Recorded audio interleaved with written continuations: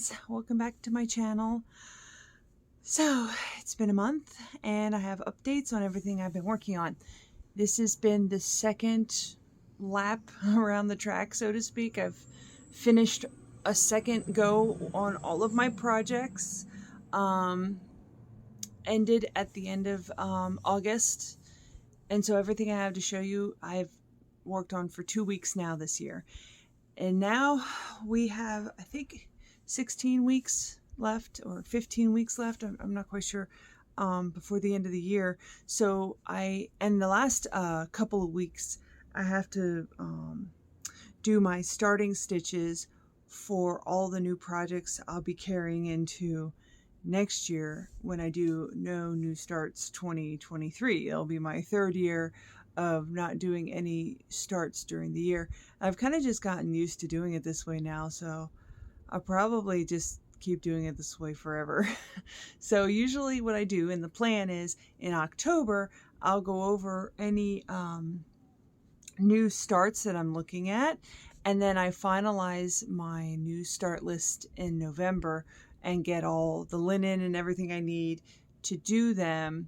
And then in December, I'll do the starting stitches for everything, because No New Starts 2022 ends I think it's the first week of December. So it allows you to spend December getting any new starts going and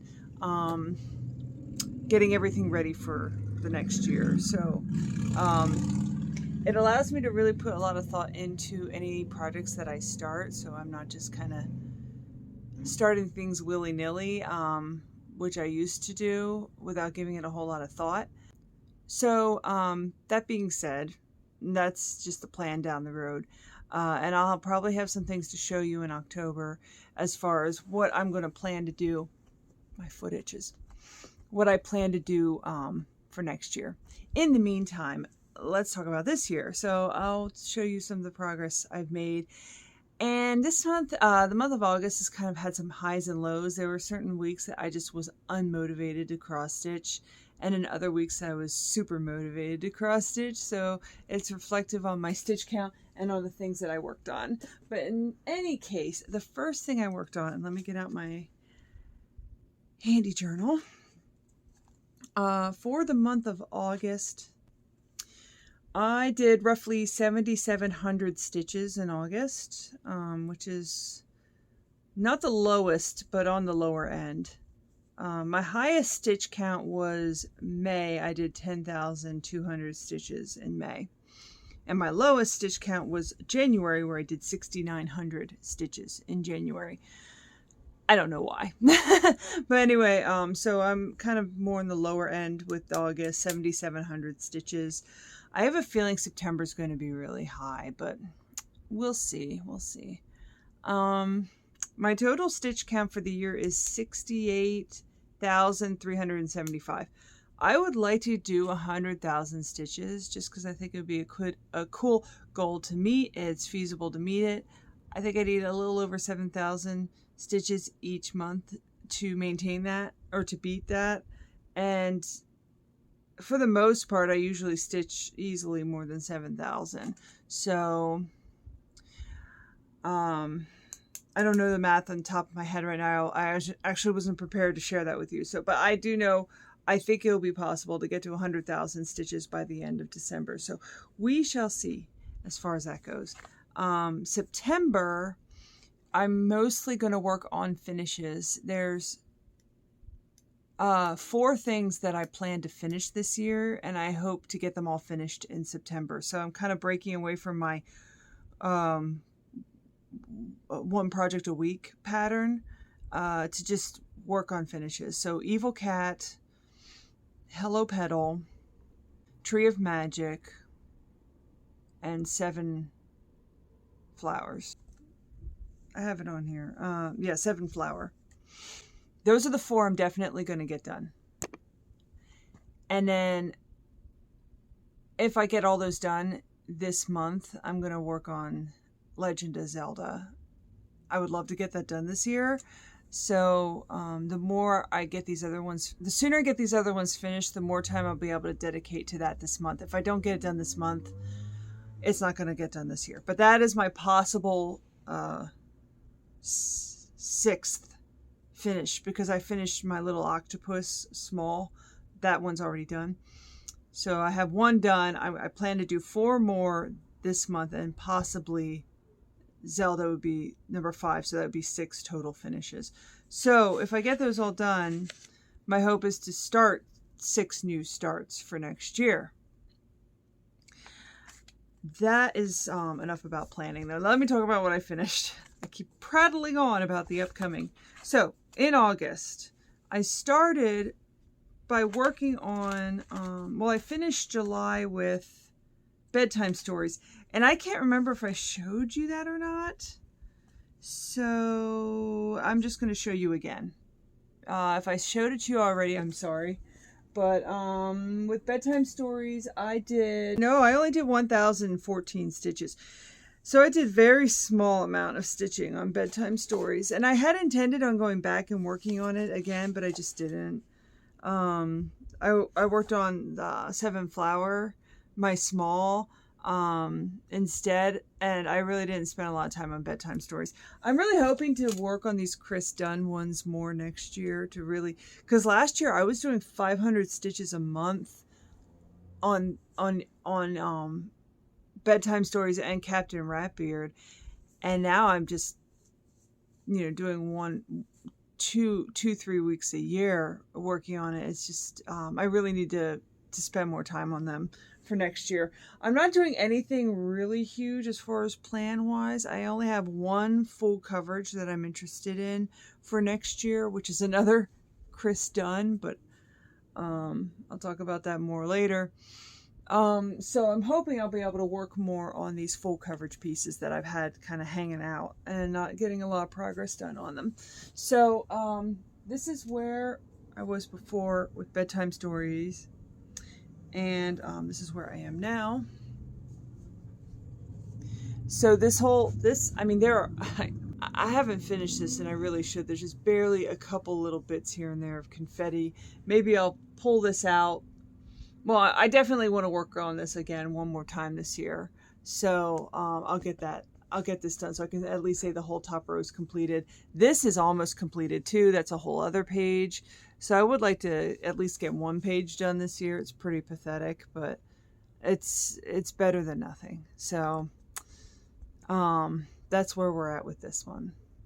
And then after I worked on that, moving into August. Oh my gosh. Moving into August, I started with the Christmas Tree by Ronaldo Perelin. And I just did not have motivation this first week of the month. And that's okay. I spent a lot of time playing Stardew Valley. And that was mostly what I did. I think I also... I went to Otakon. That's why I worked on 7 Flower. During the week that I had Bedtime Stories, I didn't want to take that big piece to a hotel. I stayed at an Airbnb. I knew I wasn't going to spend a lot of time on it because I went to an anime convention, and those things usually run all day, and by the time I get home, I'm too tired. I really didn't do much stitching. Honestly, even when I was doing 7 Flower, there's certain nights, I did 75 stitches, 100 stitches, no stitches. It just really did not have a lot of progress made on it. And same with Bedtime Stories. Poor Bedtime Stories really got the shaft in that. But so that's what happened. I was at Otakon, and then when I came back from Otakon, I don't know, usually I spent a lot of time watching anime. I was doing some scrapbooking. But anyway, so I only did 1,030 stitches on the Christmas tree, the Ronaldo Perelin Christmas tree. I wasn't really enjoying myself with it either, which I feel like it was just the mood I was in, because later on this same month, I worked on the Halloween tree, which I just did actually last week. And I did tons of stitches on that, and I really enjoyed that. And they're very similar to each other, so I feel like it was just the mood and not really the pattern. But I can show you where I was with Christmas tree, and this is where I am now. So not a whole lot of progress. This is another one I plan to work on again this year. Probably closer to Christmas. Same with the Halloween tree. I want to work on that around Halloween, just kind of to get in the spirit of the season. But anyway, that's where we are with that one. So 1,030 stitches. Then I kind of picked up again after that and went back to normal. So I worked on Captain Sea Dog, and this is one that there's just not a whole lot to show you. I can show you where I was before. This is mostly just me stitching huge amounts of cream because I'm working on this massive mast. So it's not the most exciting piece. I love doing full coverage, even if it's a solid color. I just like the full coverage in general, and especially when there's a lot of one color that I can just kind of go crazy with the stitching and not have to switch out colors and have a lot of confetti. So it doesn't bother me. It's just not a whole lot to share. It's not very exciting share wise, but anyway, so I can show you where I was before. I did 1551 as far as my stitch count, and this is where I am now. So I am almost done with this first page. There's a couple little bits of confetti, little fill-ins still, but yeah, I am almost completely finished with page 1. So this one is going to be a long journey, folks. I hope you're in for a long relationship.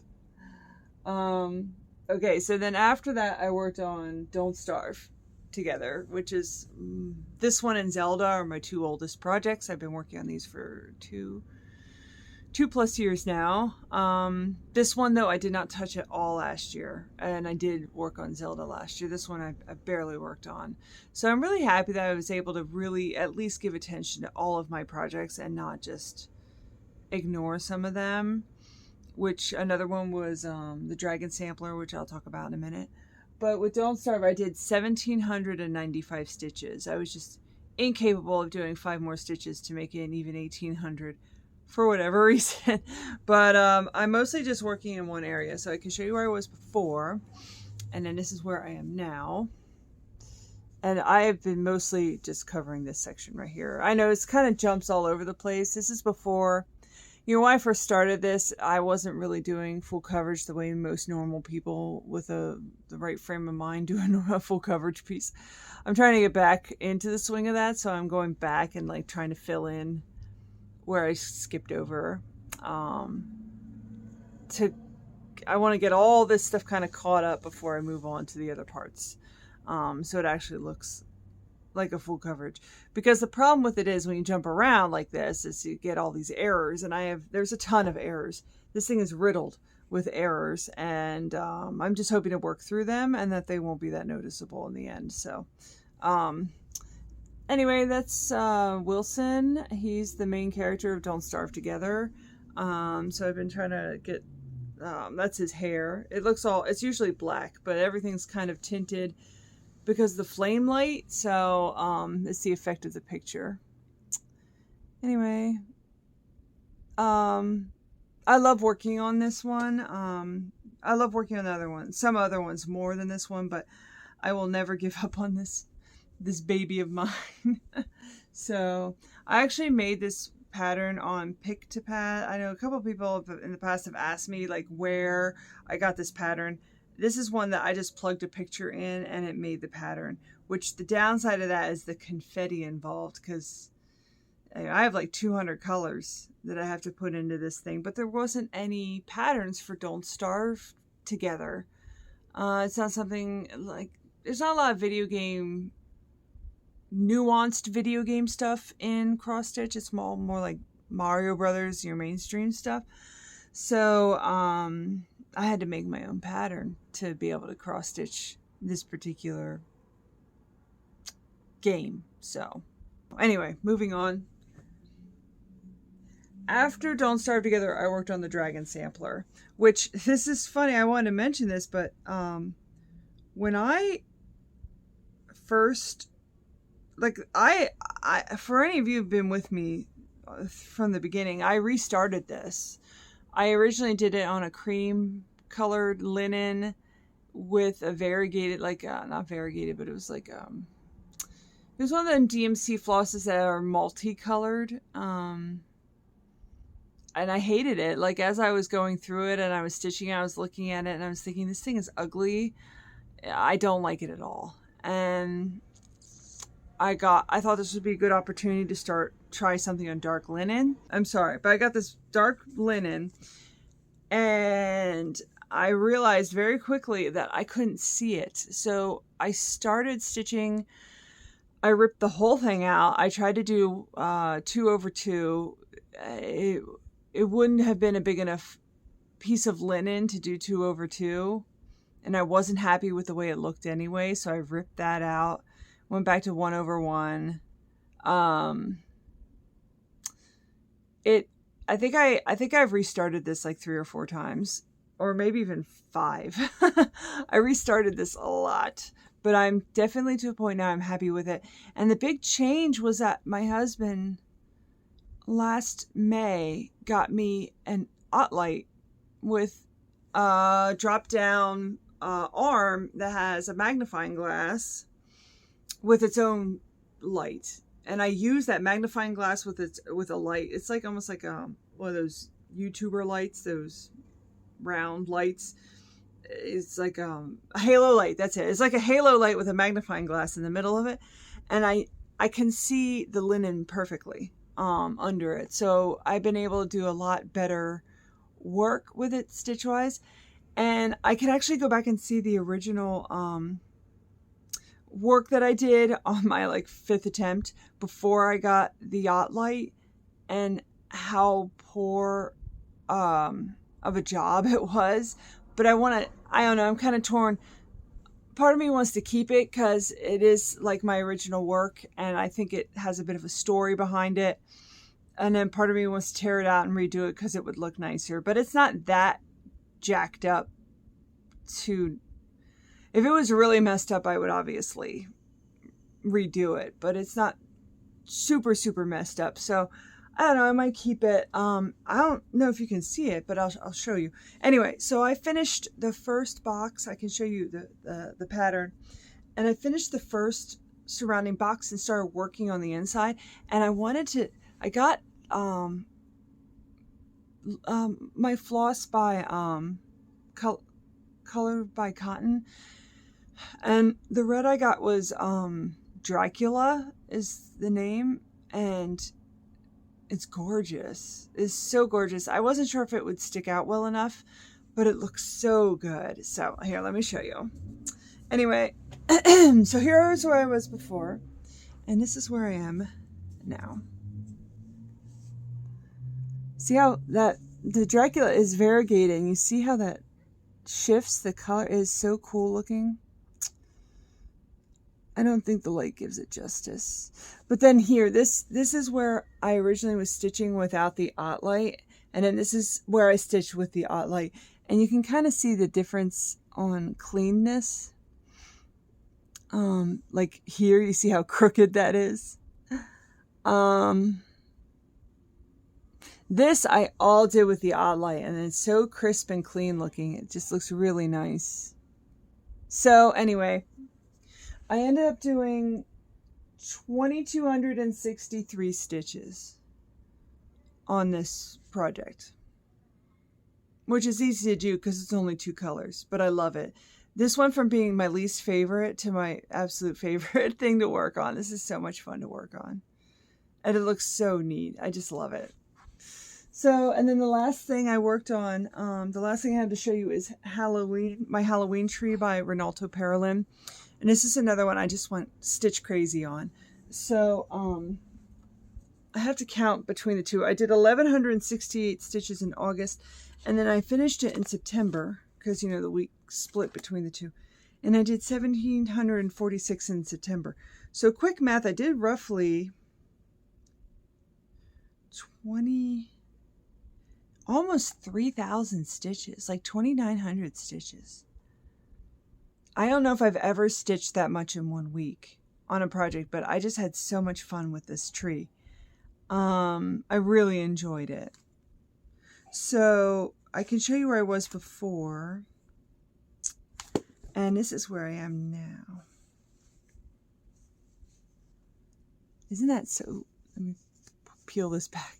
Isn't that so pretty? And this linen is the same linen on the Christmas tree. So they have matching linen.